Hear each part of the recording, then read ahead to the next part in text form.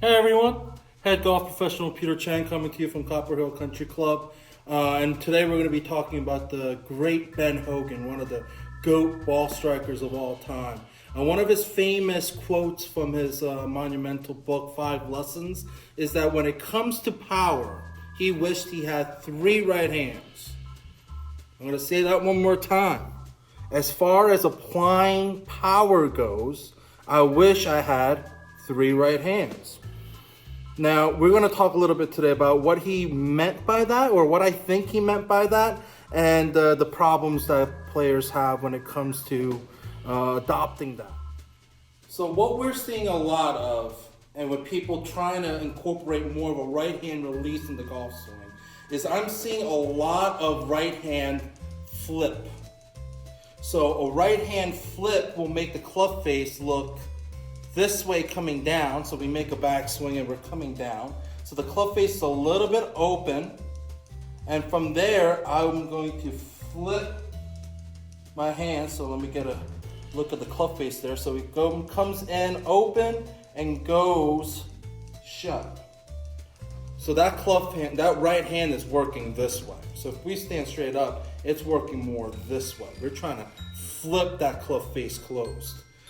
The harder we do that, the rate of closure, in terms of the rate that the club face closes over, is going to be going crazy there. It's going to be impossible to time that every time. What I think Mr. Hogan meant, and what I see constantly from the best players, is that the best ball strikers and the consistent guys bring that club face into this golf swing, and they're bringing it in, and that club face is in a little bit more square position halfway down. So that, opposed to that, doesn't look like much of a change, but we're talking about golf here, ladies and gentlemen. You know, half an inch can mean 30 yards, right?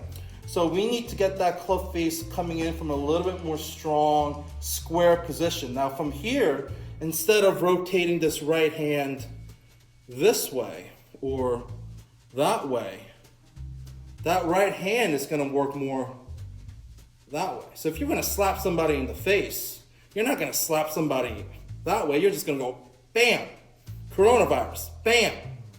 So that right hand, let's figure on having it work more in a direct manner instead of flipping. Now, what's that going to mean? That means that we have to check halfway back. Is that club face in a square position here? And from here, just allow the right hand to release through. And what you're going to see when you do this, it's going to want to release, you know, if the weight of the club head is just swinging through, it's going to want to release more underneath. So if I worked that, you know, I put an extra handsy there just to make a point. But see how my right hand, when I get handsy and get very aggressive with that right hand, it's underneath. I haven't really flip this right arm over. So what Mr. Hogan, I think, meant was with these, because his club face was coming in so direct, so square, that as he's coming into the ball, the more right hand he gave, the further it would go, the straighter it would go, and the higher it would go. Because whether he went at it a little bit softer or when he went at it really hard with that right hand, the club face was still coming into it very square, rather than us trying to time this. So how are we going to check this? How are we going to drill this feeling of the way this right hand should move at home?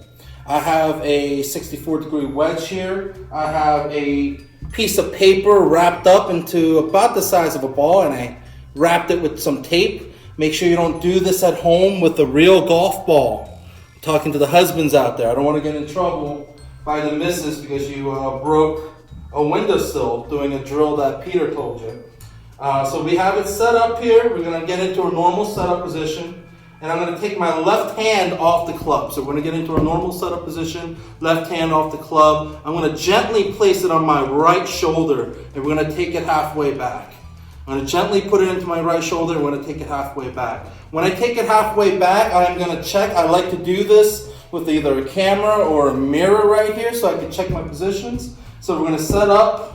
Left hand on my right shoulder. We're going to take it halfway back. I'm going to check for that club face to see that it is square. I don't want it to be overly And you don't have to go crazy with this, but you definitely don't want it shut. We definitely don't want it overly shut. We want it square. So just check halfway back to see that club face is a little bit square.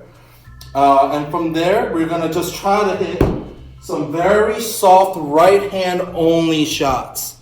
Just that pace. If you're going any faster than that, then that ruins the purpose of this. I almost want you to feel like the weight of the club head is just doing this, and you're just letting it drop. So the right hand's going to go here. We're going to check that club face, and then we're just going to let that club head drop. What you'll see when you're doing this drill is you're going to see that when I get done, it's going to be a lot more comfortable for this right hand to be working. It's naturally going to release up. And you're going to feel that how much work and how much compensating you're doing when you're using your right hand this way. So do some of those right hand only drills at home. I think it's really going to help you get the feeling of the proper release with that right hand, and hopefully you'll be able to feel what Mr. Hogan felt when he said that he wished he had 3 right hands.